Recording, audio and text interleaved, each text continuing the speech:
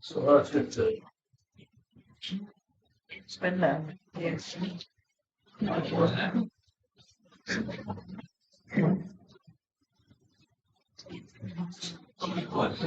got that one.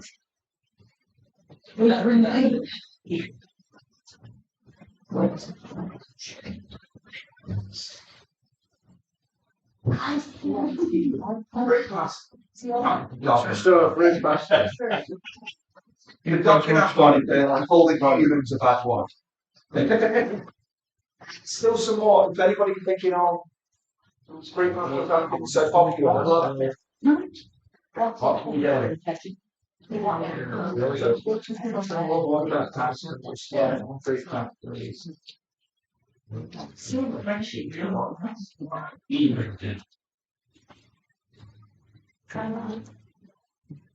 Is the camera filming? Sure. Hello. Who's going? Just give it a couple of minutes because usually I'm not like if Camera's there.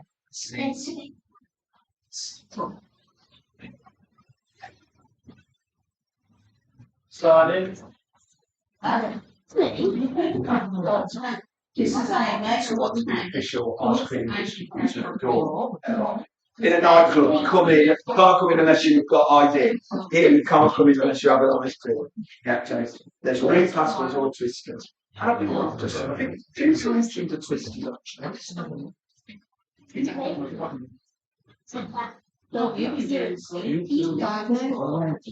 The kid's got ice down though. Too old for it. Kids. Why everyone's let's see if there's any. It's starting up 1 more minute. I'll see what's up to it. Oh, look at that. Hey, extra prize for eating the whole thing in one. We've never had this before. You're alright, so make sure you get your ice cream.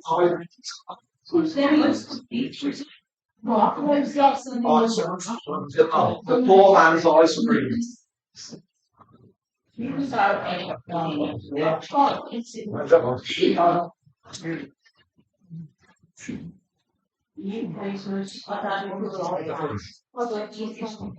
brown cheese.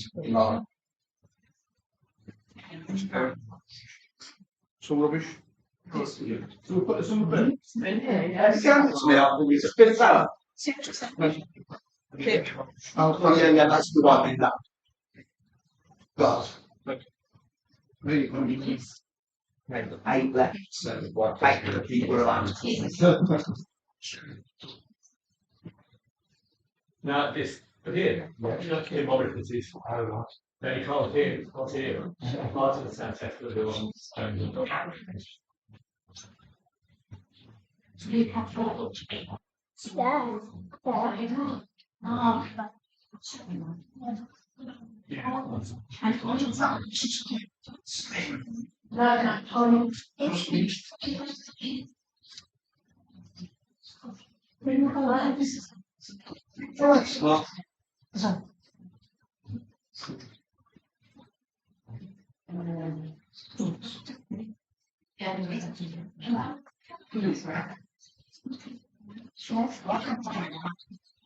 I'm always happy when so the heating is on.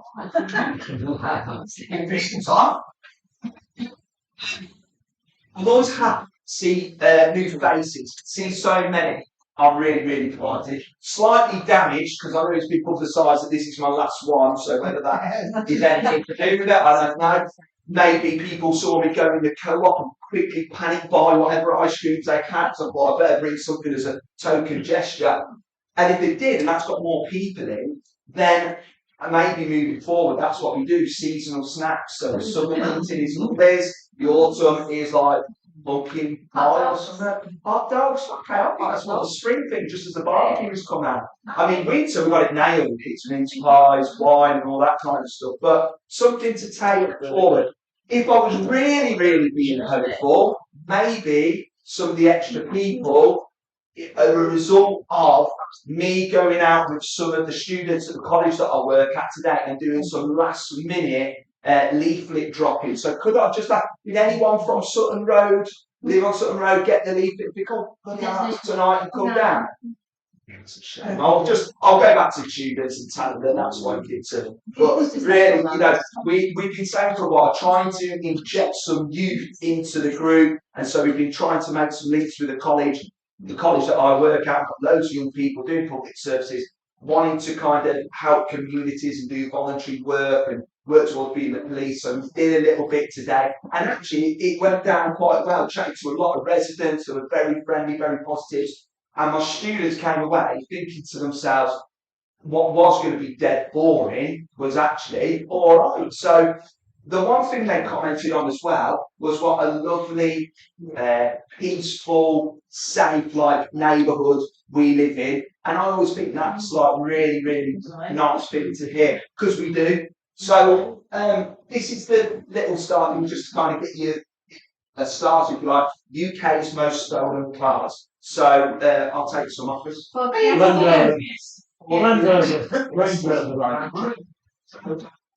got 10. BMW. Anybody want to be specific battery models? That's all not that into cars either. Okay. So that goes on. No. What did you say? 4. We'll take any offer. I always say it's better to say something than nothing. For our friends online who are sat at home, these are the kind of general things when you ever come on an online thing, aren't they? Use your microphone and all that.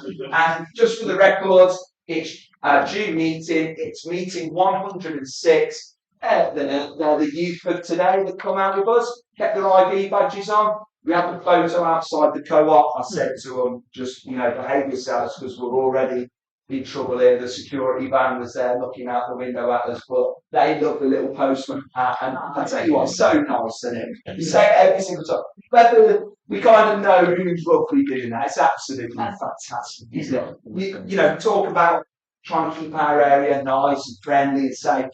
That's almost like the flagpole for coming into Orchard Hills, isn't it? As you come round the corner, you see the nice red box with the knitted thing on the top, and you think to yourself, this is there. So when we talk about things today, it's all in context. And that's the top 10. Okay, so Range Rover, Land Rover, well done, Mercedes, BMWs, your kind of premium vehicles. I won't say, hands up who's got one of these, because you're streaming it live, so they'll probably go around your house because I know you're in. But, a lot of people, area, it's got some very affluent areas and houses. It's not uncommon to see some of these in our area.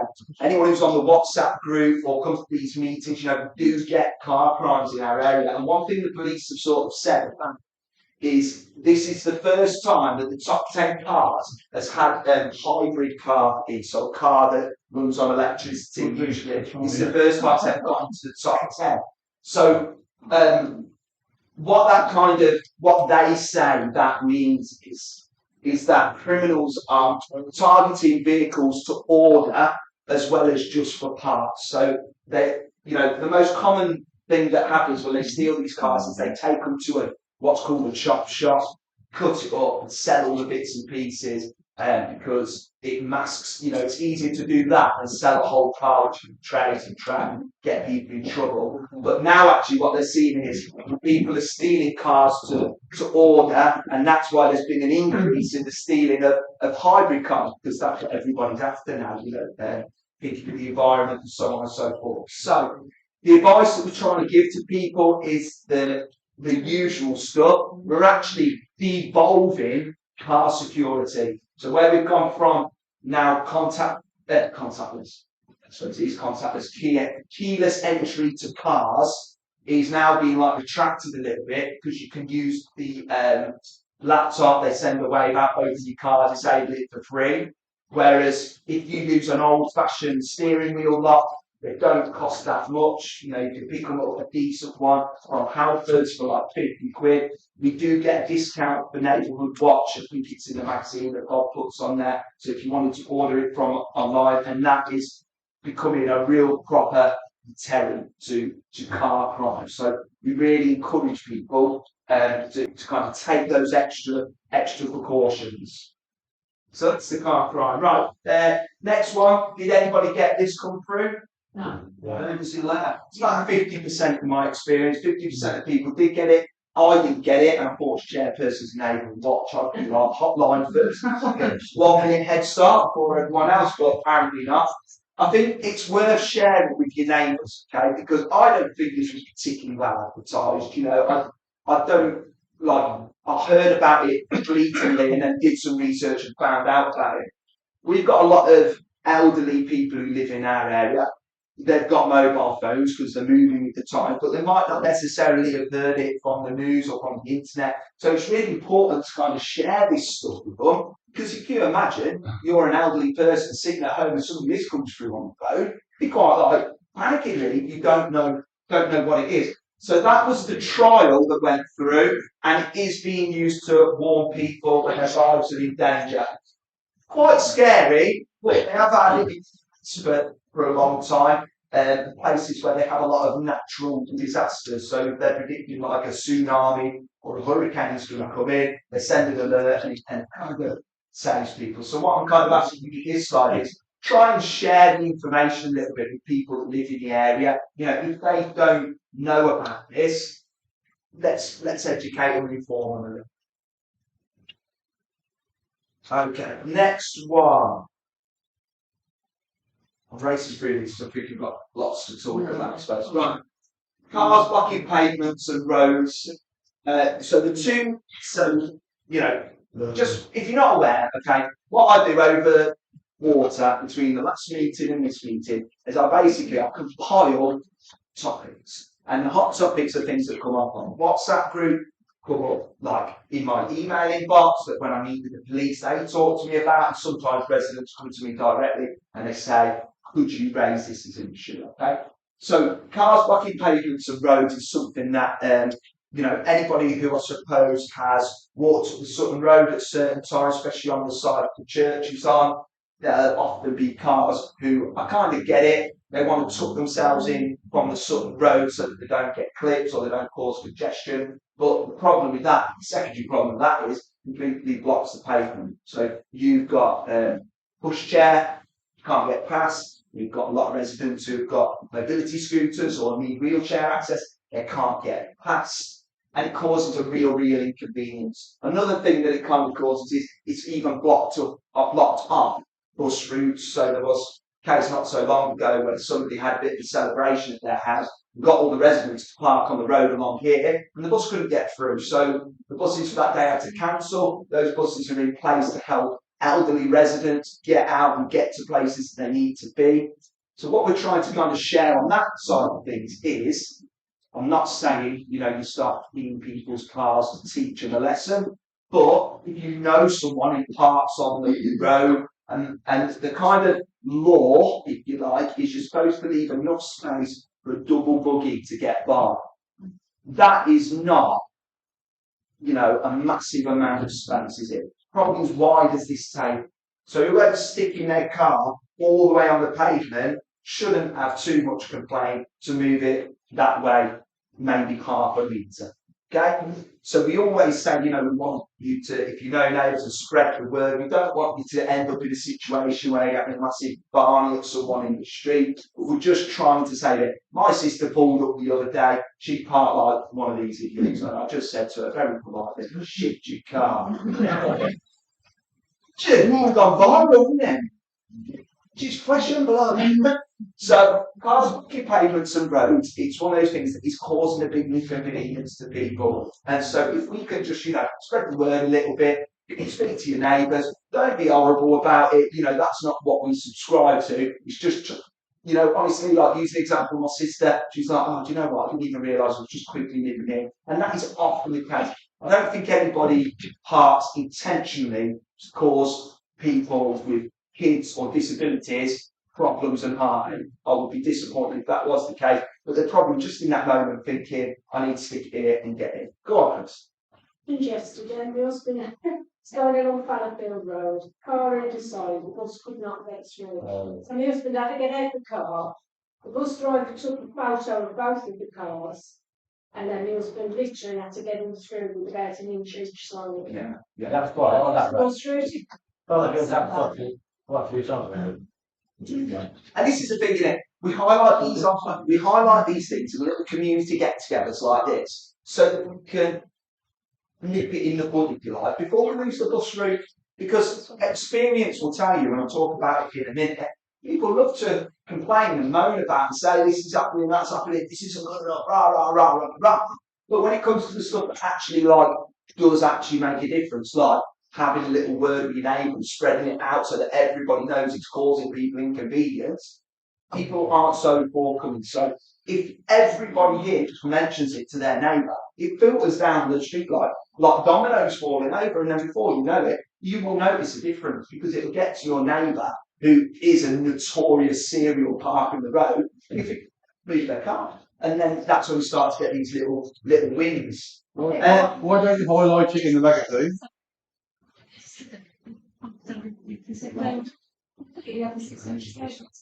Yeah, essentially, also educating people. And Neil, I've definitely put articles on there before. And in fact, Dave Daniels sent me a photo of him, what he was facing in terms of going down the pavement. How do I get past this? And I've put that in the magazine. So it's one of those things that we are trying, but you've got to keep going with these things, haven't you? Keep chatting. And we can only do so much. You know, a quarterly meeting and a quarterly magazine is not going to change the minds of people who are doing something on a daily basis. But chatting to people and just talking to them and educating them, informing them, making them aware, that will make a difference. Guaranteed. So that's that one. So, okay, next one. We always need to keep this in the forefront of our mind. You know, wider.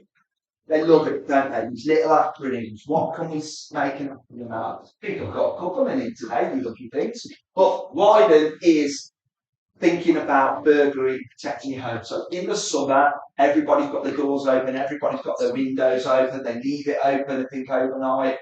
Or they'll just think, I'll just quickly nip the shop. So we are more vulnerable, and people are out there prowling around. Opportunistic burglars come into this area, they walk down the street, they have a little look, then they walk back, and then they think there's no one in there, and try and take advantage of it. Someone put on the WhatsApp group just before I came in, ring doorbell footage of some bloke with a mask on, walking down the drive, and I didn't have the audio on, but I imagine he said, who are you, or how can I help you, something like that, and the person's like, oh, and off he went.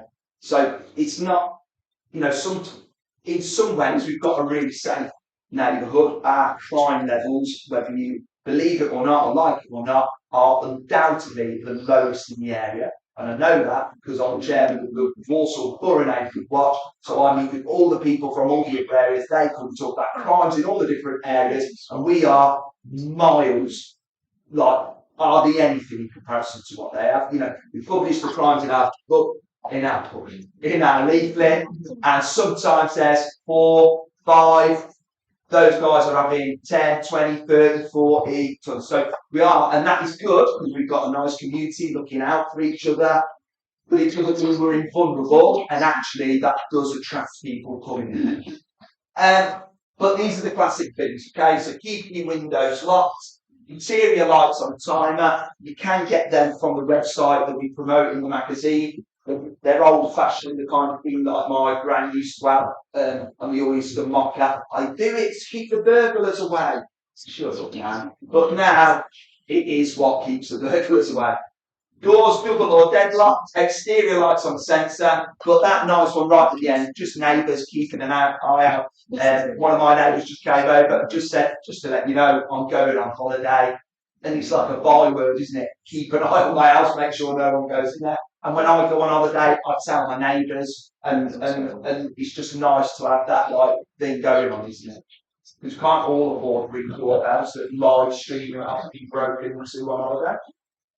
Right. Unmarked police car patrolling the area. Did anybody spot it? No. Okay, well, they're doing their job.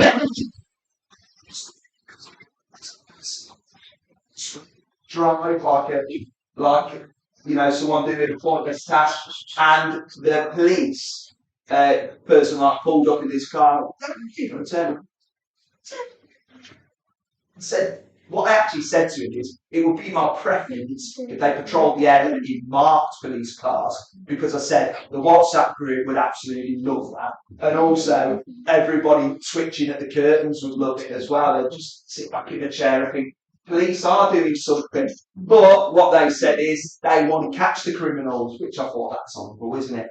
But yeah, so I've seen them a couple of times now.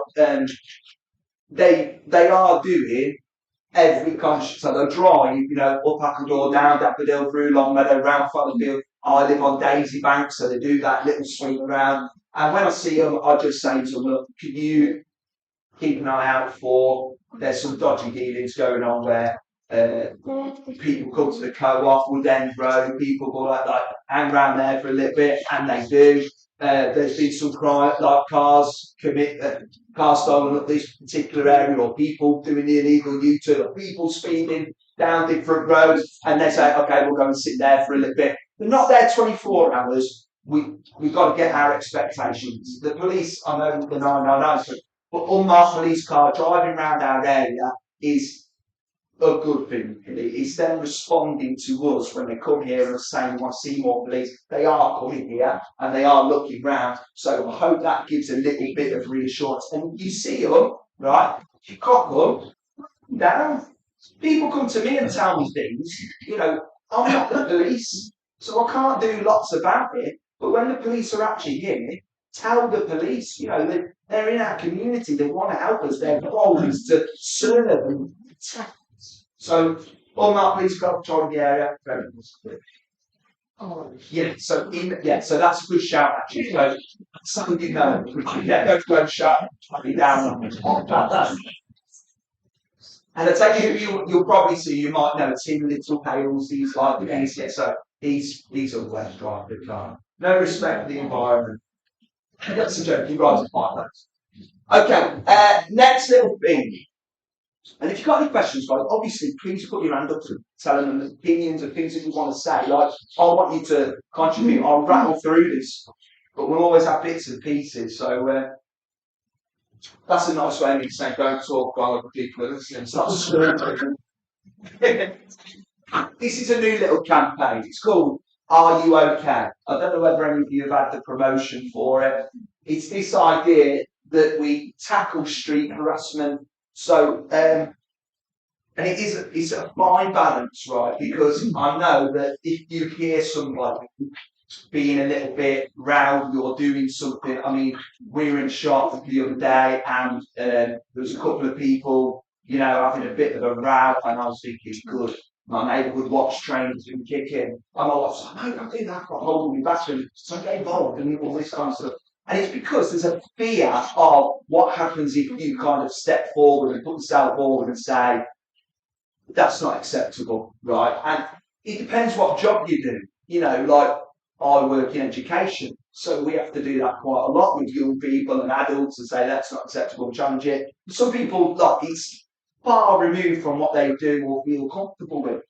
So this Are You OK thing is about, how do we tackle street harassment? So street harassment is varied. That could be somebody making an inappropriate comment or a racist comment, a sexist comment. It could be someone actually, pursuing someone. Let's say, for example, in the olden days, it'd be like catcalling and people going, excuse me, you're lovely, you're beautiful, can I have your number? And being a bit relentless with it. It could be people, being a bit intimidating, what did you say about my car parks on the drive? And being confrontational. So street harassment, I'm sure if I give you those parameters, you understand what I'm talking about. It's about not just kind of turning a blind eye.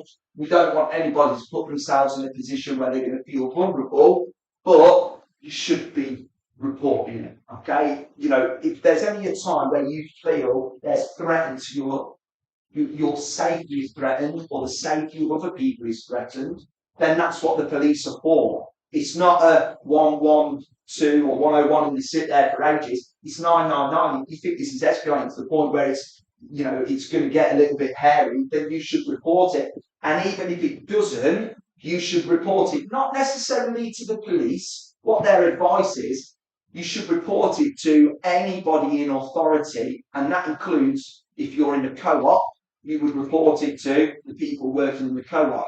If you're in the Longhorn, you report it to the people in the Longhorn. If you stood at the bus stop, you report it to the bus driver. So people of authority who have a bit of status, who might have better channels to link it down, they might have CCTV footage, they might be able to capture that information. And what we kind of say, because it does happen, is worst case scenario, you might see some harassment and think, oh, I don't want to get involved. And then the next thing you find out that that person went down further, committed a worse crime or committed something that if you maybe reported it, people might be aware, they might call the police do come down, not every single time because they're busy, but sometimes they think, okay, we'll come and see, and it can stop it. The other thing you can do is you can be a friend to the victim. It's the whole, are you okay? So actually, if someone is being harassed, you don't actually need to give the attention to the perpetrator at all. It's the victim that we're mostly worried about. And by just asking them, are they okay? It can give some real support, reassurance. It can actually deter people if they think there's other people that are getting involved. And it's non-confrontational. You're not going to the problem and saying, oh, you're saying to the person, are you okay? Do you want to come with me? Do you need some help? And those kind of words can really make a big difference. We keep saying be safe. Be safe is just not getting yourself into a situation where you think you're going to get hurt. I mean, we know what happens down the co-op, and sometimes people say, you know, if I was in there and they were grabbing stuff, what I did to me, and what we say is, you've got to put your personal safety for a bottle of vodka or some fags. If they're holding a knife or a hammer, you've got to make the judgment call. Don't be a hero, as they say. It's not your job, and not, you know, even the people that work there are trained to just kind of stand back and let it happen, aren't they? So be safe all the time. And then the last one is get support. So if you're trying to be present, you see other people around, encourage people to come over. If you shout help really, really loud, people will come looking to your aid, at least, or, you know, I'm not suggesting you try it, see what happens, but if it was a real bad situation, you know, just shout for help and people will come and help. Because 99.9% of people are friendly, helpful, especially in their communities. They want to keep it safe. So that leads on to the next one. I don't know whether you're aware, but there have been some arrests made at the co-op. Just ask the workers there; they'll tell you, because some of them have had to go in and give evidence in court. I apologise. I don't know what the outcome was, because I just said to them, you know, how's it going? It's been all right, and they're like, yeah, we've got to go to court, give evidence. We've got the people. I don't know if any of you lot know any outcomes, anything like that. No. I mean, it's one of those things, isn't it? But every time it happens, it's just like, how do you know what is going on? I mean, I know they've put the security out there, and people have said about how effective it is and all that kind of stuff. So I was pleased for the Tommy that arrests have been made and they've gone to court. I'm not naive enough to think that that will be the end of it, but we've just got to keep supporting those guys down there. Guys been doing like amazing work with Street Watch. You know, the patrols have gone up through the roof. There's more people involved than ever, and that is a big hot spot to drop by, isn't it? And like, you know, when the security up there, even a high vis from the Street Watch makes a little difference, doesn't it? So really appreciate that. Thank you. Okay, on to the hot topic. I don't want to. So we get a bit arsey. I don't want to kind of turn it into a big whinge about what's going on, because that's what WhatsApp groups for and chats and all that kind of stuff.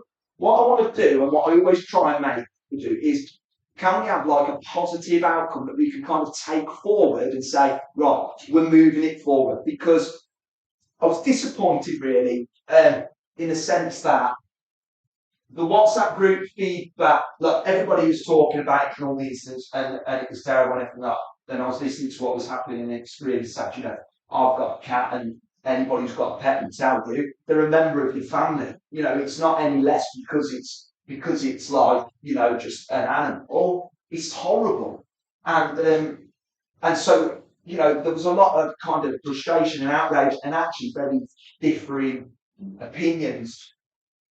This has all come from, if you don't know, what residents have been saying. I mean, I've done this now for 6 or 7 years. For as long as I've done it, I know that people who live in our community have taken issue with the illegal U-turn that people make as they pull out of Long Meadow Road, turn left and try and cut around. That's always been the case.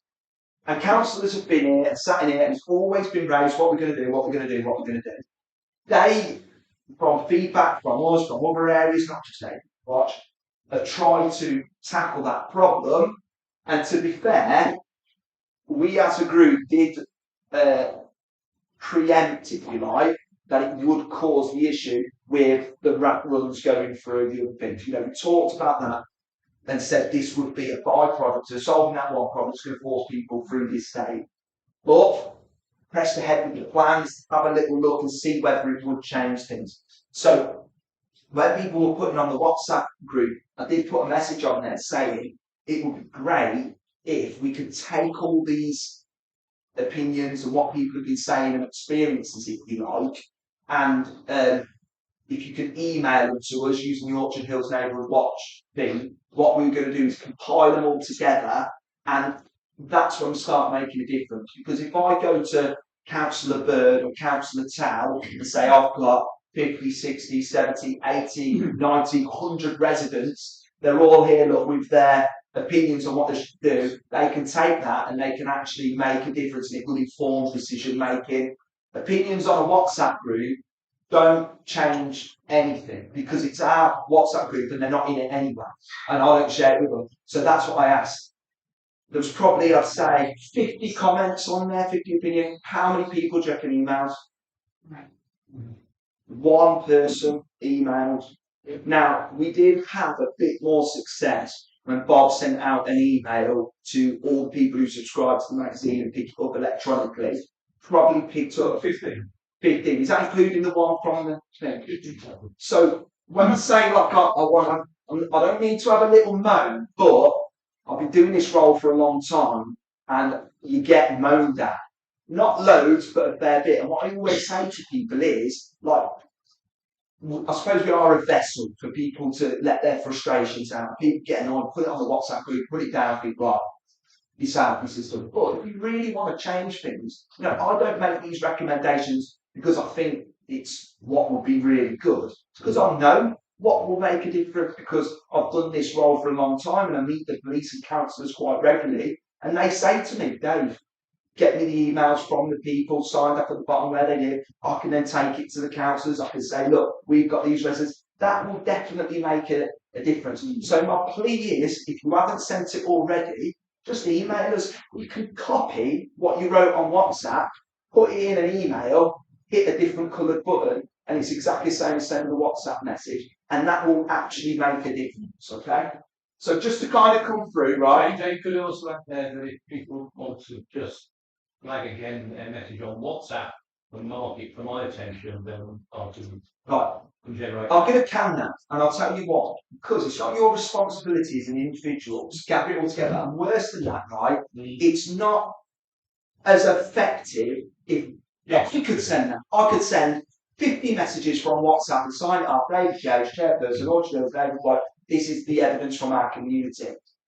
But they could just turn around and do and say, well, if they're that bothered, why don't they send it themselves? Not that it didn't work, but it's better if it has Diane Daniels, Wood End Road, Guy Fernside, Daisy Bank Crescent, you know.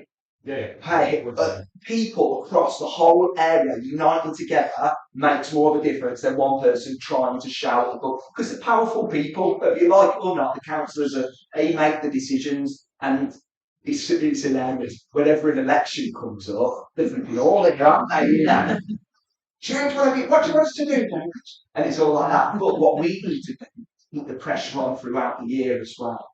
And don't get me wrong, I do like our councillors. They've done a lot of good things. So that's what I'm getting at. WhatsApp group, feedback in the emails. So I've also compiled a list of essentially what most of the suggestions are. So the main thing is, I suppose a lot of people accept that maybe the U-turn's been solved, but it's created this other problem. So a lot of people have been saying we need measures to slow down drivers. The nominations are speed bumps. I'm looking for like yays or boos. And I'm doing that. So speed bumps. One-way system. No entry signs. No entry signs supported by officers to enforce. Parking restrictions. I didn't get how that would help it actually. No. Anybody elaborate on that? I thought that was someone just maybe throwing up. I spoke to one side of the road so the bus didn't get stuck. Yeah, but I think that was supposed to be traffic, isn't it? Okay. Consideration of developments in the area that will make issues worse. So what that's getting at is housing estate up the top and other housing developments around the area will mean that there's an increase in traffic. So this speeding through is more likely to happen, cause more congestion. So one of the suggestions was we go back to the drawing board and think about where those houses are and what could be developed. We've talked about the congestion roads blocking residents. We've talked about the death of the cat and the near misses people crossing the road. Roundabout and traffic lights, stroke traffic lights. I mean, I feel like that's the most popular. People want the roundabout. Is it roundabout or traffic lights? Yeah! Both. Okay, buddies.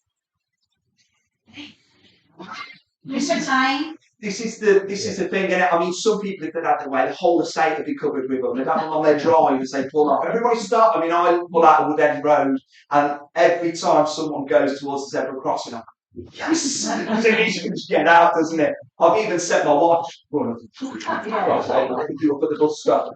But you know, so I don't think it's necessary now. And actually, what's the one that's down there called that's got the pedestrian crossing right here? Breeze. I always forget that one because Park all in it, right? Interesting. But that traffic light there, that helps them pull out. So I guess what's been talked about before is, you know, where they come out along Longwood Lane, dig that up and create an almighty roundabout. But the councillors will tell you that that's going to cost $1 million. Go on. I don't think it's solved the issue either, because the problem is the driving down through the estate and down Staffordshire Road. And I emailed. And my point is that it has caused more traffic on Staffordshire Road now. And in the morning when I'm getting out to take the kids to school, there is actually a traffic jam, which means I can't get out of the house. So, and people are. This is not a new problem either. Like, What it is, it's like exasperating what was already an problem. And it's an amount of cars. Yeah. And the traffic lights. Are you getting the same congestion since half term? Because 2 years of schools are out on exams that will reduce the amount of traffic. So are you getting the same level of traffic? So I what? think it's. Yeah, I was just going to say what you could say actually is what all this has been happening in a quieter period. You know, September time when everyone was like, right, this is the year you're going to attend every day, you little. So it's going to get worse, isn't it? So what I would say is, so I've kind of led you down the garden path a little bit here, because we've got all these different things, but actually what you need to consider is the factors that contribute to these things. And actually, one of the factors is cost. You know, they all work with roundabouts, traffic lights have been proposed, and every single time it's like, it's just going to cost too much, it's £1 million, blah, blah, blah. And unfortunately, that's the currency that we're working. However, things like speed bumps, little bit cheaper, but then it does cause inconvenience for residents, you know, whose own cars. And then one-way system, you know, I suppose what you might say about a one-way system, if you get done over on the way in, you actually get the better when you come out. You know, if you live halfway, you kind of get it that way. No entry signs are like the cheapest, easiest option because they just nail them to a thing. But do they get, paid attention to as much? It's not realistic for an officer to be sat there just clocking people. They might do it for the first week or so to kind of get it in people's minds, but then they drift across, they get put somewhere else in everywhere. Big time needs someone on their gosh. Yeah, it's not that bad, is it?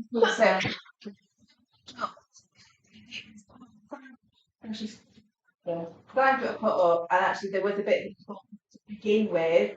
Then that might just help ease it, and then we keep an eye on it. Repeat offenders, we'd be able to just. I'm having flashbacks about the proposal for the police scarecrow talked about once. I mean, I don't know whether you. I said it about when you go to Wales, there's a particular part you go through, the community have created police-looking scarecrows, so they wear high-vis vests and they sit like behind trees. And when you're driving down, not that I'm speeding, of course, but as I'm going along, I'm thinking, let's just check. Yeah, 29, thank you, person. And but we were thinking about getting some of those in the area. You know, it's just getting somebody to have it in their garden or have it. That big, massive tree by that illegal U-turn is just crying out to be have a scarecrow strapped to it, holding a fake gun or something. Not gun, like speed gun. Yes, go on. There was We'll go here and then we'll come to you. some time back, I think it was Graves Avenue or Lake Avenue, some of the Neighbourhood Watch organisation for that area did some Speed watch, yeah. watch.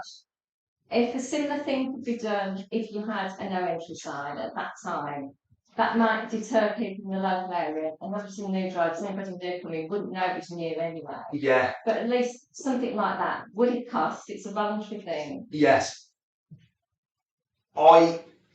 Speed watch, right, historically, through Orchard Hills, we've had zero success. I even once, on the WhatsApp group, everyone was talking about speeding going down Sutton Road. So I took everybody who made a comment saying it's unacceptable, shouldn't be happening, put them in a different group entitled Speed Watch, and I said, look, we have been trying to promote a Speed Watch organisation for, I'd say, at least 2 years. I was like, you guys are all living on Sutton Road, you've got the same concerns and worries. Would you be prepared to say, look, there was a lot of positivity, yes, good idea and all that kind of stuff, but it never got off the ground. And that's not to say that I wouldn't keep pushing. Tim Morris. Yes, Tim Morris, yeah. So that's funny actually, because I asked Tim to because he lives on Sutton Road and kind of drive it in. And there's a few scare stories out there that people that are very well publicised about Speed Watch, and it's about people sitting there clocking people with their speed gun, and then people getting out and having confrontation. And people get really put off, because I understand we talk about being safe and not wanting conflict. I'd love it. I'd really love it if we could get it going, because I drove down my work route, takes me around the edge of Sutton Park, and I was coming round and there was a police speed van right there. Everyone was driving slower. I don't think that road is nowhere near as bad for speeding as the Sutton Road. Last month. Yeah. Just by the farm. That's it. And you could really see that. It makes a difference. They hadn't even got anyone who had. Yeah. Sent to the van. And what they say about the Sutton Road, if you don't know, is that because of the curvature of it, the angle of it, you can't set a van up there because there's not the correct distance, scientific, isn't it? But that's what they say they can't do it. But I don't know how important that is. Like you're saying, an empty van sat there would make a difference and make people think, oh, goodness, I might get caught. We're always thinking about measures to stop people speeding on that Sutton Road. Because we ordered the signs and put them up. The problem was they came that size, and we thought they were going to be like that size. So we made we still put them up, and Because speed of people coming down there or up there, you've got vehicles and traffic coming out of London Lane who pull out in front of everyone going up, because they're in big lorries or they've just got people can beat you to it. And there's numerous accidents there. I mean, if that was a no right turn there, that's fantastic. Stop them doing it. Yeah, and again, it's these proposals that like for every person who stop pulling out, is it causing big inconvenience for local residents who are trying to get in? You guys are going to say something at the back, go on. Can I play devil's advocate? Or say, I would suggest, what was the matter with the drivers doing U-turns, and why not put it back to doing U-turns? You know what? I don't live in that area of Orchard Hills, right? But I can empathise, or I can try and be empathetic and think about, you know, if you've got people constantly swinging round because it causes a blockage, doesn't it? And you're trying to get me, I can understand. And I put at the bottom here from all the feedback that we've got. Because all the feedback that we got is, I would say, 2 to 1. In terms of, we had some emails that just went, brilliant, much better. That was all the way. So there's certainly more. It was 2 to 1. So for every person that was happy, we probably had 2 that was unhappy.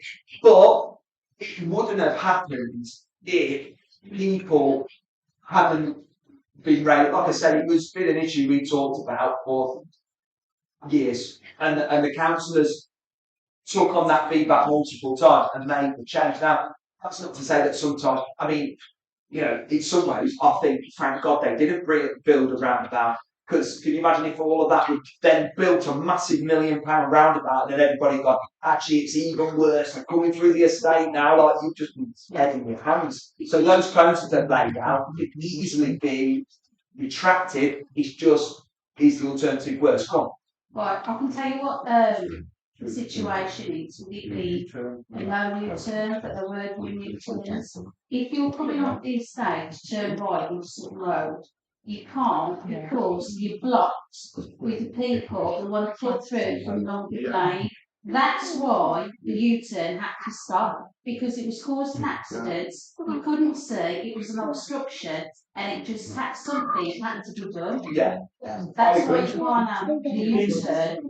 Yeah. When they erected these temporary measures, are they going to work with a permit?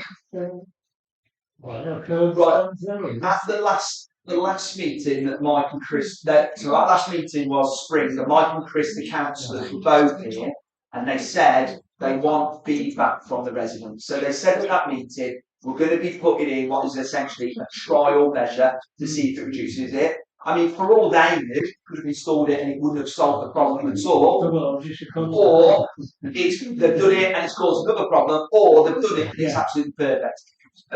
Or there was more positive than negative, then they would just make it permanent by us feeding back to them. So when I say about master plan, keep hammering about these emails, it's all kind of leading to about this, you know. If we're not careful, I'm sorry to be kind of like a bit morbid about it, if we're not careful, we'll wake up one day and it'll be permanent. And the councillors will come to this meeting, everybody will go crazy. Told us, that's weird, we're at the meeting, we said we want to change it, that's what we've done. So, make your voices appropriate, but send them in the right direction. Let's go here and then here, go on.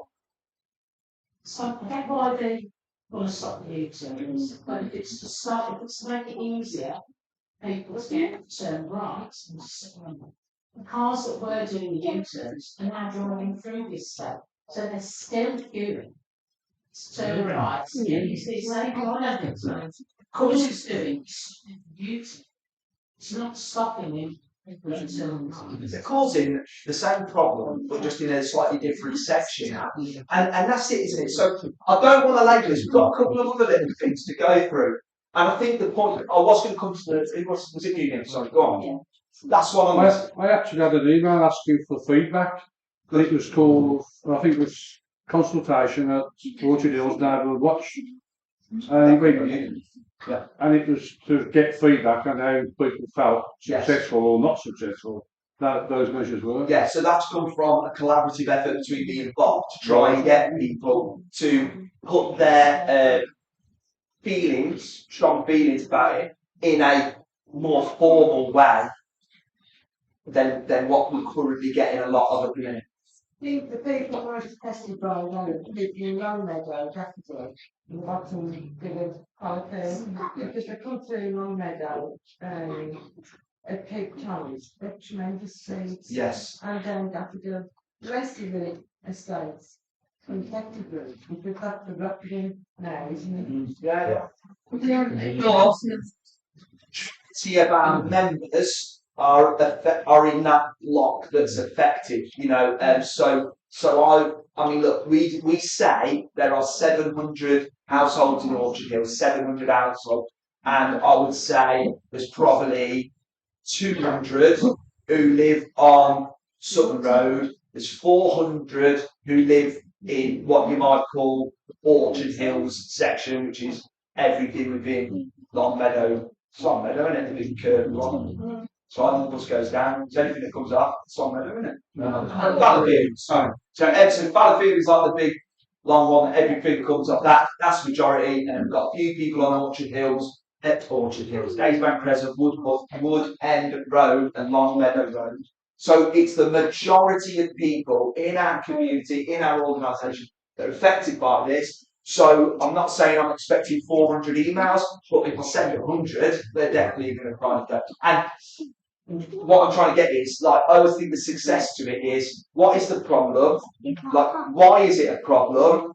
But what is your proposal to make it better? So that's like the holy trilogy. What is the problem? Why is it a problem? And what is doing it? Because if you send any of those on your own, send the first one and so it's just a bit whingy. If you send the second one, it's a bit like selfish. This is why it affects me. If you send the third one as well, it's like, okay, here's somebody who's taken the time to talk about how it's affected, why it's impacted us, and it will undoubtedly impact on the neighbours. But also, they're thinking of ways to make it better, and that's what the community does. We just asked, do you have a no entry sign on the top of Long Meadow, on top of Daffodil?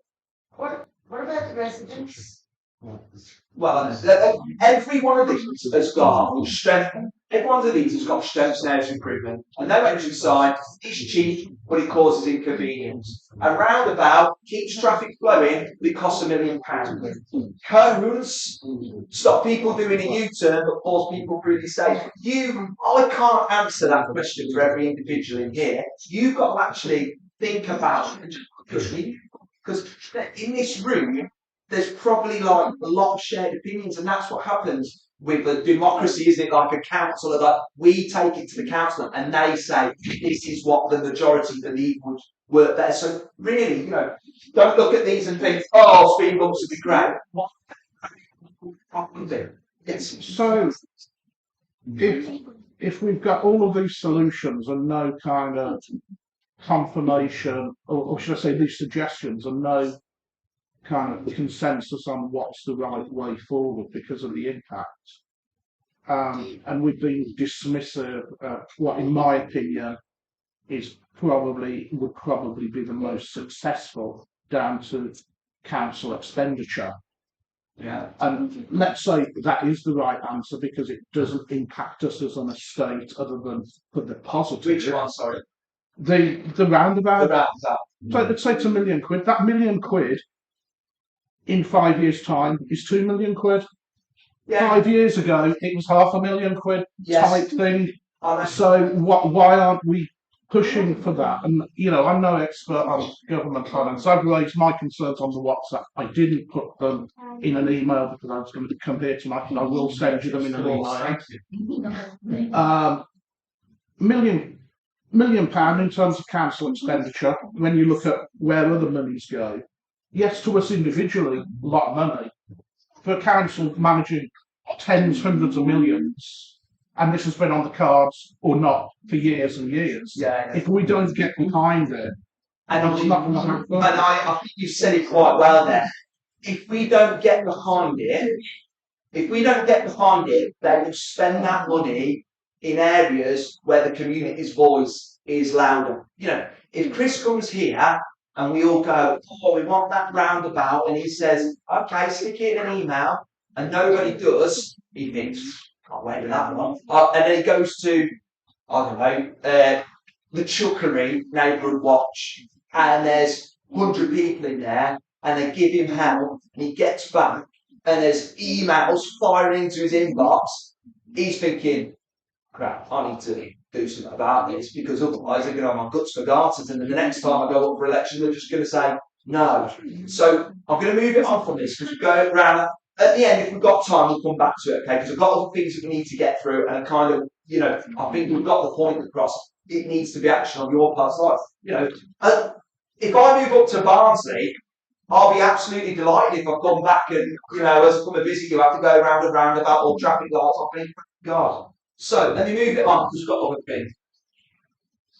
Okay, good shout. Can you? It's Okay. Consultation at Yeah. OHNW Yeah. .co.uk. And the website I've put all the details on as well, which is ohNW.co.uk. That's it, massive one. Right, you've got email on it. Right, thank you. Okay, what are we doing? All right, grow the group tasks. Okay, I'll hold my hands up. It was supposed to be the 23rd of March where I took the students out and got them round. I didn't realise the paperwork was going to take so long to get through my work to like actually let us go out. So I had a complete change of tactic and I decided that I'd do the 15th of June mass delivery. The reason is we're trying to grow the group, okay? So when I say grow the group, what I mean is, for those of you that don't know, the whole of Orchard Hills is divided up into about 50 little what I call rounds. So there's a round for Hay Hill, a round for Brownstead Close, a round for Daffodil Place, a round for half of Wood End Road, a round for the other half of Wood End Road, a round for Daisy Bank Crescent, the other half of Daisy Bank Crescent, and then Sutton Road is divided into like 15 different sections, and each of those sections has what we call a coordinator. And the coordinator is the person who delivers the paper magazines when we have them on a quarterly basis through the letterboxes and all that, collects the membership fees that we ask for, and it's nothing, it's £1 for a year, minimum donation. But it's also like almost like a representative. So I suppose the dream is that every area in Orchard Hills has a coordinator representing them. When the meeting is coming up, they come to the meeting, they're chatting to their neighbours, and they say to me, Dave, everybody in First Way is having a real problem with this particular thing. Then I take it back, and because I meet with the police and the councillors more regularly in the Walsall Borough Neighbourhood Watch, when I go to them, I say, this is what the people of Orchard Hills have got an issue with. They tell me what to do or give the response or say we sort it out, and then I filter it back down the chain. So the next time I come to the meeting, I talk about things like the top 10 most stolen cars or feedback from, you know, the co-op and stuff like that. So it goes up the chain, it goes down the chain. Things like the WhatsApp group help because it's like hundreds of people all in one group and I can just pick that up directly. But I walk around the area, I cycle to work, I do chat to people. But in your little area, you'll know the neighbours better. So it's a nicer thing if you are the person that they're contacting because they know you, because they live in the street. The sad fact of the matter is, over the years we've been doing it, we've lost coordinators, you know, and that's because people move out of the area, how dare they, and then elderly people retire or they can't do it. So we're really trying to think of ways to inject youth so that we can keep things going. The other thing that I had an idea about was 2 coordinators per area, so 2 neighbours doing it instead of the burden falling on one person. Not that it's a massive burden, but it's nice if you and your friend do it, or you and your partner do it, or you and your kid do it. You know, it creates that bit more of a community. So what I'm kind of asking when we deliver the magazines and when you leave this meeting is, you know, if you chat to people, please try and promote us, please try and get people to come down, tell them they're going to get an ice cream or something, and actually, if I get 25 people tonight and 2 new people say, oh, I don't mind, I live here, I don't mind getting, or I know someone, they're always walking the dog, or I know someone, they are involved with the Canal Trust and they like to do volunteer, see if they're interested. It just helps us a little bit, you know. There's some people who are on the committee who are doing the majority of the work, and it's really, really appreciated. And I'm going to talk a bit about what my role involves, and I hope it doesn't come across like it's a massive burden. I want someone to take it over. But, you know, the minimum is just, it's like 15 houses, you drop a magazine off 4 times a year, and actually you get to have a nice little chat with your neighbours, and I think that's really valuable. Okay, Guy from Grandmaster Street Watch is going from strength to strength, seeing them out. People are telling me, stealing our thunder gun. Is it the stuff with the high vis walking around? No, Street Watch. She's good, but come to Neighbourhood Watch as well. Do know. If you go for a walk, if you walk your dog, or you go out for a romantic stroll because you're not married, then you should give some consideration to maybe joining the Street Watch. Guys, when they're there, you just drop them a text. It's not a massive commitment. Once a month. Go on, guys, take it over. Yeah, Street Watch. We respect about 2 hours a month. You can either do, and one of this you just troll around the streets, chatting to the neighbours, just there's a visible presence.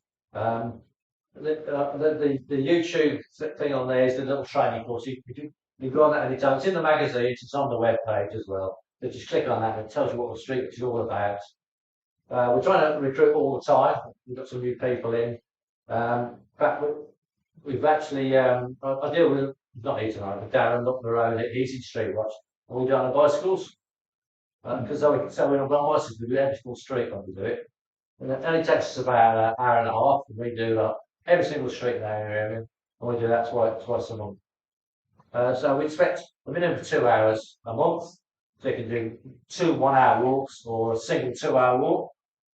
So that's quite a long time, right? So, but or if you're a key cyclist, just cycle. People are doing 2 people, minimum of 2 people. Don't do it by yourself. So minimum of 2 people and control the streets. It just reassures everyone that somebody's keeping an eye on what's going on. And just so you know, it's like my little joke. You're not a Batman to change the superhero. But basically, you don't have to be confrontational. You just walk around and you've got your hotline. So if you see something, you report it to police, say, hello, I'm on the Street Watch and this is some suspicious behaviour. And they come and do it. You're just being like the eyes and ears, which a lot of people already do. But actually be amazed how much deterrent that high-vis jacket is, because those little things unsettle people who come into the area who want to commit crime or think about committing crime. So, and we always pop into the car park, right? Because there are all robbers there, and the staff there really appreciate us. Yes, they do. They do. I don't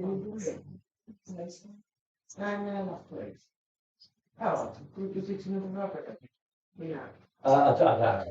I can't say. Usually, which week?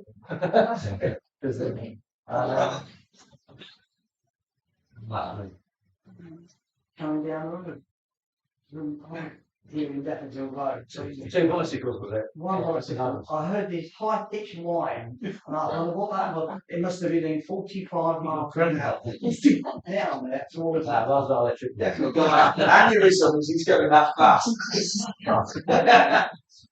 Okay, so yeah, getting to. So the magazines, okay. So it is. So I've talked about the March Massive Review, but this is subs collection time, okay? So they're not available yet because I've got to do my little sign up, sorry. But when they are, they will be available from Helena's house on Thursday. So if you coordinate it, you get the bits and pieces and get them from there. So the subs collection, please remember, right, what we're asking is a minimum £1 donation. When I leave, I imagine the first thing the committee are going to do is put the price up because we're always battling about it. What I say is, nobody has ever refused to pay £1, ever. But costs are going up, and we're trying to get a bit more money. So I yielded a little bit and said, okay, we'll say minimum £1 donation. If you've got £1 off every household, you've got £700, that will cover our costs easy. We don't get £1 off every, some we don't get anything off. Boo! But some we get more off. We get fivers, tenors, £20 was the record that someone gave us. I mean, honestly, great charity to a very worthy cause. So please get your money, get it in. You wouldn't believe how many coordinators, this is horrible, isn't it? They collect the money and they never give it to us. By the police. Scanning it. Okay. Update the details on the form, get the new residents, people, and all that kind of stuff. You know, I'm actually not that. It's up to you, but I'm not too bothered about getting someone's name. You know, I don't need to know the name of the person who lives in the house. It's nice to know, you know, to be polite. Hello, Mr. Jones. Here's your magazine. How are you doing? Etc. Etc. But if they're like, oh, I prefer not to give my details, don't be like, well, you can't be in the neighbourhood watch. Then it's just like, you know, make a note. Would prefer not to say. We want to recruit volunteers, but what I've been saying in the past is, we don't want a pity party. We don't want favours. I don't go to Don as someone, you know, go, oh, look how withered and grey he is. It takes its toll on him. Let's help him out. And then I call him up, and it's just radio silence. Who is this? Frank I'll just put it down. So when someone says they want to volunteer and help, it needs to be a genuine offer that they genuinely follow through with. So, you know, if someone says, I want to volunteer, you know, bite their hand off, but don't sell them the dream and then they don't want to actually do it. The other thing that helps is if you push the e-magazine. So we do have an e-magazine. They still have to pay. Someone said, is it cheaper? No, it's not cheaper than £1 for 4 copies. You get the e-magazine, you just contribute to the hire of the hall and other bits and pieces. I've also started to get the coordinators rounds electronically. I haven't got any paper ones with me, but, you know, we've got a printer. Shall I have to give back? I might reject the job. That's a great printer. Laser. But the idea being that the coordinators, I can just email it out, they can update the details, send it back. Because what was happening is people would hand me a form where they'd written all over it, and I never got round to updating the details, so that it was almost a pointless task for them. So that's that, and I'm setting the target this year, from June to next year, and make sure someone texts me whether you get it or not, £700. That is £1 for every household in Orchard Hills. People give more, then we'll definitely get it, but 700 we keep things ticking over. We don't have a huge kitty of money that we're just sitting on for a rainy day, or we're trying to buy something extravagant or anything like that. We're like, basically, we're washing our face, as they say on Bargain Hunt. Every now and again, we've got a bit more money. We splashed out on this. I'm taking this with me, just so you know. Now I'm going to be in my bedroom. And but we buy little bits and pieces now and again. Those ice bodies, they came out of my own pocket before I even started.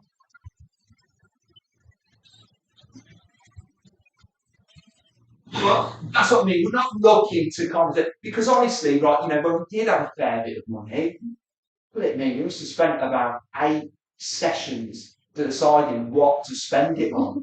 And like, we still didn't get anywhere, did we? Bells for purses, high-vis vests, all this kind of stuff. I think in the end, what we did was we bought that projector, we bought that, we bought those trainers at your Who was having the real trainer stuff? So there you go. So that's what we're aiming for. Okay, so councillors, we've just had an election, so I'm not surprised they're in. They're in, aren't they? So next time, so police, we're not done too bad with the police actually, but unfortunately they couldn't make it today. I'm looking at the plan, and they don't turn up. And then it's the 2023 dates. So we've had the 2nd of March, 15th of June, the next one is the 7th of September, and then the Christmas one is the 7th of December. So get that in your diaries or in shared family online calendar. Don't miss it.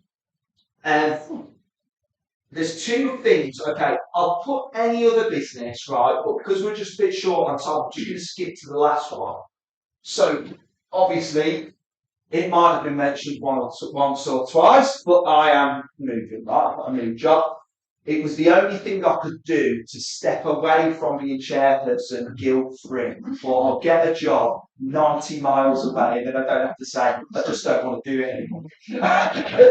But sincerely, right, I mean, I started this, I was looking at other things, so it was 2017, which when I first took over as chairperson, and I've moved onto the estate that just in Daisy Bank Crescent. It's a textbook neighbourhood watch story. The leaflet came through the door, guy delivered it. I looked on the front, it said meeting Thursday 7:30 in here. And I thought, that's today. So I walked up, because I was dying to get out of the house, and I've come down, right, and Alan, I don't know if any of you met Alan, some of you did, Alan Crunden, he was 90 when I walked through the door. I think he's like 120 now and still rattling around. He's only just give his round up. But honestly, I mean, what a legend. Set it up way back in the 90s, ran it ever since, stayed in the area, you know, missed the neighbourhood watch, got a big award when he retired and everything like that. And he was sort of saying for what appeared to be maybe the 8th or 10th session of asking, I really need to step back, you know, I'm retired years and I'm, you know, he's like, how did you? And I just, you know, before I knew it, my hand was going up. I was thinking, what are you doing? What are you doing? And I was like, oh.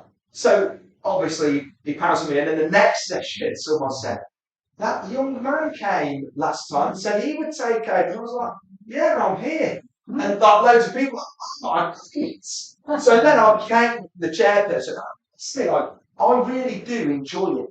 Get me wrong, it's quite stressful. I mean, I've got a little boy, he's 2. So 2 years ago, when I had to do the magazine and things, I was thinking this is going to end me.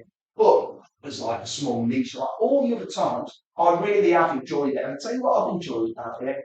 It's definitely got me to know people in the area better, which makes you just feel a bit more comfortable, doesn't it? If you're walking out, right, go down, give a little chat.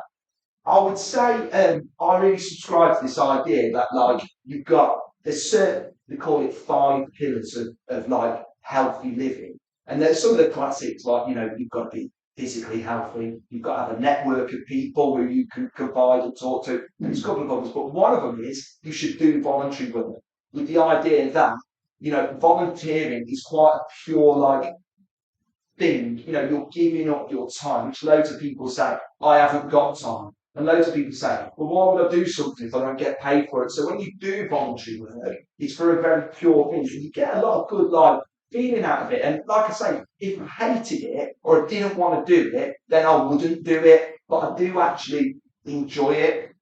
The main things that I have to do are, I do a right hodgepodge of a presentation that you've seen, just get some key points from the WhatsApp group or whatever gets emailed from the police and things. And these are things that I don't get special treatment. You know, it's not the chief inspector going, this is for your meeting, Dave. I just sign up to things like WM Now, and they send through headlines. And, you know, I'm on the email list for a few things that I send to Bob. So you fill a meeting with stuff that you hear without having to research things.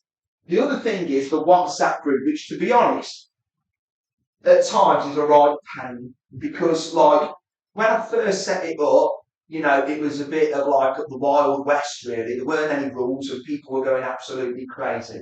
And like I had a chat to the committee and I said to them like, you know, I was trying to kind of at times sort of say, well, maybe we shouldn't replace that. It's not really to do with crime. And I was like, people say this kind of stuff. So we changed it. We've got a group that nobody can post in apart from me. So what I do is I just put anything to crime. There's loads of people who don't want all the chats about what the best network to be on for your mobile phone is and all that. They just want the headlines. I don't know. Headlines going through. Right? It's the most popular topic of the year, isn't it? But that's why we took the 2 groups, because what was happening in the old group was, and I think I've come to quite like it actually, a bit of a community chat, you know, people asking things. And that's okay, because that's what that group is. The other group is pure crime. So from my role, what happens is, I'll get a text message and they'll go, hello Dave, I got your message, can I join the WhatsApp group? Well, it could be anyone. So what I always message them back is, who gave you my number? And where do you live? You know, and usually what they'll do is they'll get back to me and they'll say, oh, I've just moved into Daisy Bank and Guy phoned, so I dropped the magazine off and he told me about it. Because in that, every single person that's in that WhatsApp group, believe it or not, I know who they are and where they live, because that's part of joining the group, we have to keep a record. Now, I don't share that information, but it's so that we can be accountable. You know, if I've got someone in there that I don't know and they start posting things that, you know, that's going to cause us a problem. The other side of things is if there's someone in there that we don't know that might actually share some of the intelligent sharing that we do, it means that, you know, it's not going to be as effective. Because things about the WhatsApp group is if someone says, has anybody seen this dodgy person? Suddenly people keep a lookout, and actually that could be up to repel them. If someone has a car stolen, and we have had some success stories where people have submitted Ring doorbell footage and have been able to catch and track and all that kind of stuff. So it does have a lot of really good positives, but does need a little bit of managing. You know, and I would even go as far to say that if I don't have, I did say this to the committee, that if no one takes over as the chairperson, then I am giving some consideration to closing the group. And the reason is because at the moment that is affiliated to Neighbourhood Watch. Well, if nobody, and obviously it's their branding. So you imagine, let's say, for example, I didn't moderate it anymore, or I didn't look after it, if you like, and it just descended into something because nobody really wanted to take it on, and something bad happened, like say somebody put something terrible or some information wasn't moderated, and it got back to what we call National Neighbourhood Watch, that could get into the news. You know, this was happening on a Neighbourhood Watch group, and these guys would be like, you know, I know it sounds over the top, but it is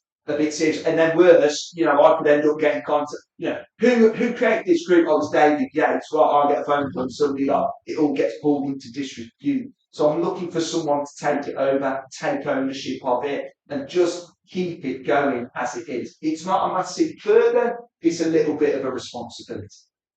So there you go. So that is the role of the chairperson, just facilitating these meetings, overseer of the WhatsApp group. What happens, I sometimes get messages, this has happened, that's happened, this happened, and I just try and refer them to either police contacts or our counsellors, or invite them to the next meeting, or maybe the coordinator. So it isn't a massive chore. I'm almost scared to ask, really. I mean, I don't know what the best. I've chatted to the committee about what the best thing to do. Like, I don't know whether anybody's sitting there thinking, do you know what, I'll do it, Dave, like I did. You know, if you want to do that, I think that's amazing, because that's what I did. And how do you learn to do things? Just by kind of like getting involved with them. So my first meeting that ever held, I was like bricking it, and I was thinking, what am I going to talk about and what's going on? And then you survive it, and then over the years you kind of develop your little way of doing things. So yeah, I get it. You might be sat there thinking, I'm not sure. You might be sat there thinking, I would like to do it. You might be sat there thinking, I know someone who'd be really good at it. I watched him. I was just like, yeah, I mean, this is kind of like the point we're at, and it's the same that what Alan went through. Like, don't get me wrong, I've took it on every single year when we do the elections or whatever. I always say, right, any candidates for the chairperson, nobody ever comes forward and say, I'm happy to carry on. I only like I say, I don't put myself forward to be a pity party. I want to do it and I enjoy doing it, and that's why I put myself forward. And I wouldn't want someone to take it on as a burden, even though at times it does feel a little bit like a burden, I suppose. But it's one of those, isn't it? You know, if no one takes it on, and the committee share this a little bit, it's like, what will happen? You know, trying to drive a little bit of, you know, momentum behind sorting out that U-turn. We have had some success solving crime. At the very minimum, we've given a lot of people some reassurance that they've got problems, they can come and talk to us and try and like give them advice and support. And if it doesn't, I'm not saying if I leave or we don't have a chairperson, it won't carry on, because I'm sure the committee who have agreed to stay in the posts of, you know, treasurer and magazine editor and like all the other bits that the guys do. So you'd have that group of people, but if it doesn't, you know, I feel like it's sometimes a little bit easy to go, well, what should we do about the meeting? Who's doing the presentation? I don't want to do it. Well, blah, blah, blah. Okay, we won't have it. And then you don't have another one. and then you don't have another one. And then, in 3 months is the next meeting. So in 3 months' time, there's no chairperson. Then I'm just going to have to contact Neighbourhood Watch and just say that we've got this group of your guys. What would you recommend I do? If they say close it, then that's quite a useful tool gone.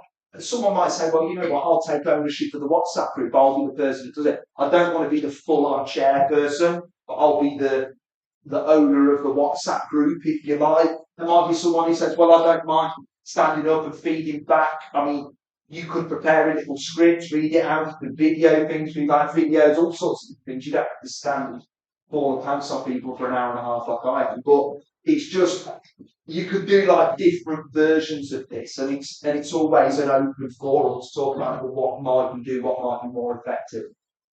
So at the risk of making it any more cringe and sort of more God looking at the floor, it's basically we've got 3 months.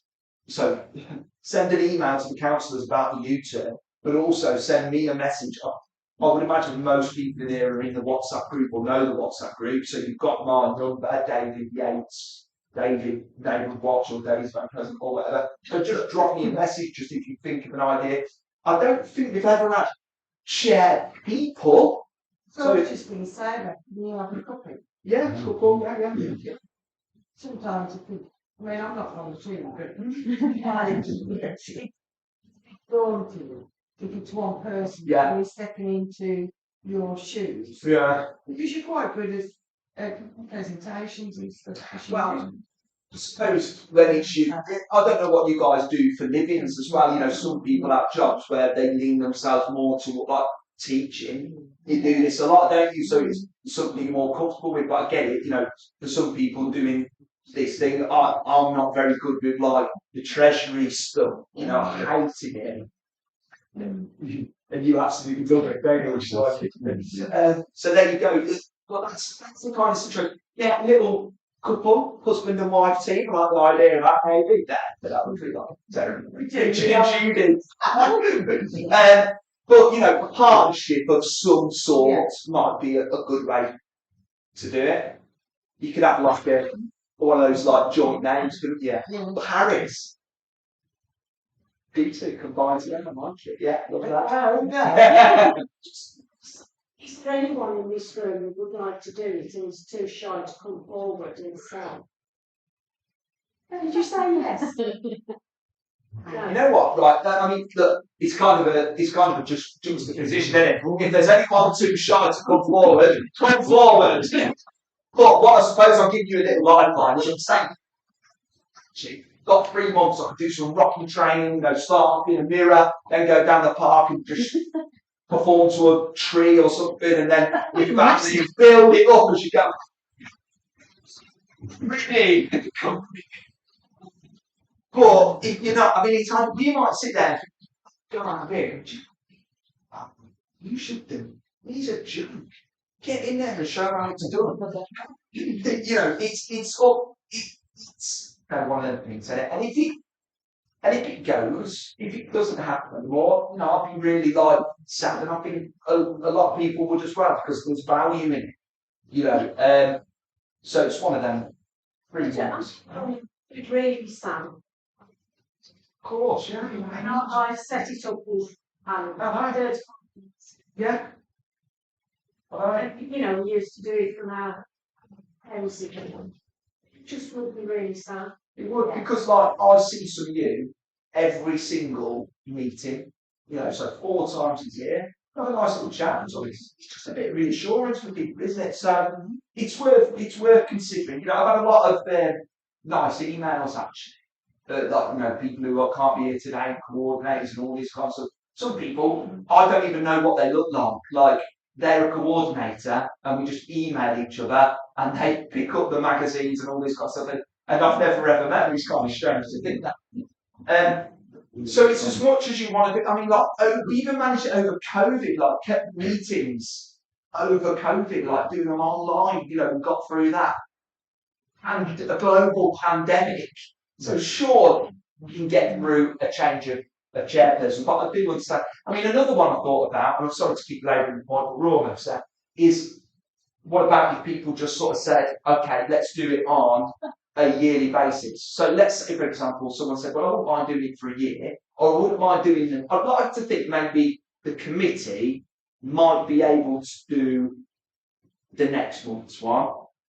And then somebody else says, okay, let's say, I'm not doing this one, but let's just say Bob says, I'll do September. And after September, Bob says to everyone, right, I'd really like someone to do the December meeting. And someone goes, okay, I'll do the December. And the next one, I'll do the March, I'll do the June. And it's on a rolling basis. That would be, I mean, one, you know, is a lot less daunting than thinking you signed up to it for like, you know, years and years and years. All right. So there's sort of 5 minutes left to go. I hope those boxes of ice creams are still in there because I've got a call back. Are they? Is there any left? I'm not quite sure how. They're melted. Yeah. Yeah, they're more of a juice drink. But I'll pen something like, you know, a bit more in depth. But, you know, I want to say thank you to everybody who's helped me, and some of you, you know, been here all the time.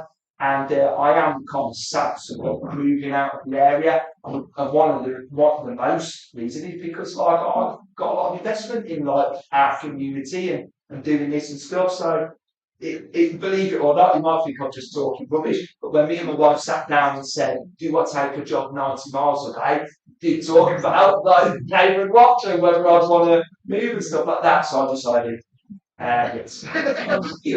So, and what I'll do, to send out a little message, what I'm going to do, I'm going to go down to Longhorn, absolutely smash, like the little start of here, and just make an absolute disgrace of myself, and wait for Street Watch to come and get it. I might have a drink or something to it, and then I'll see you there. All right, so that's it. Anybody else? Can I just tell you about one thing that's going on, because I know it's going to freeze tomorrow.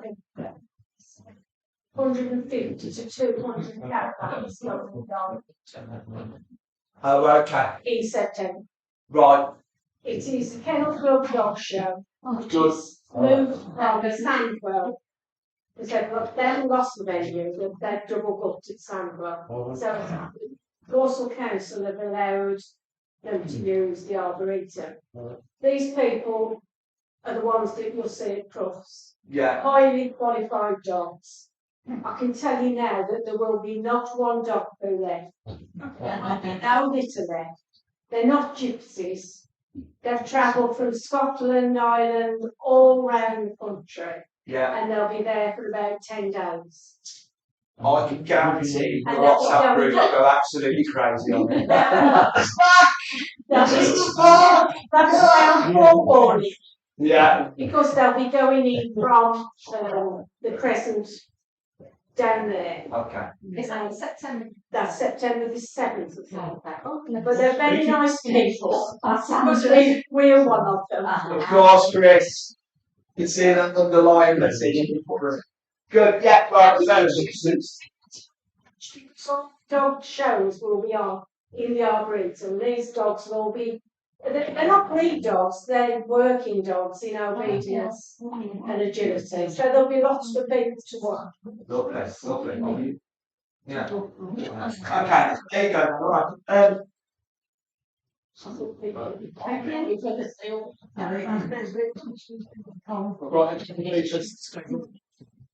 Ian's job for 7 years. I've been here 6 years in January, and you were here when I came, so Must be 7. must be 7. And he's always been the life of solar party and produces with a good background to what goes on around the place, and he's kept things very well coordinated, particularly with his contacts in the wider neighbourhood watch. We're going to do something special apart from this for you, but we'll come to that in a little bit.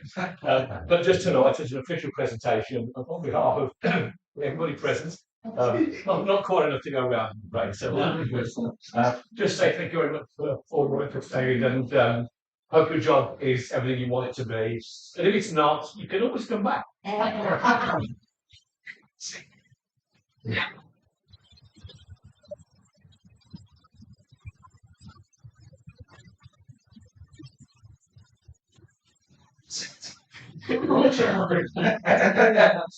we go, that's it. And if you can chairs away. Or maybe I should do all the chairs away. Oh, and if there's ice creams left, obviously. All right. Thank you. Cheers. And have you all signed the register? Oh, So, You did not. yeah. Did yours? All right. Thank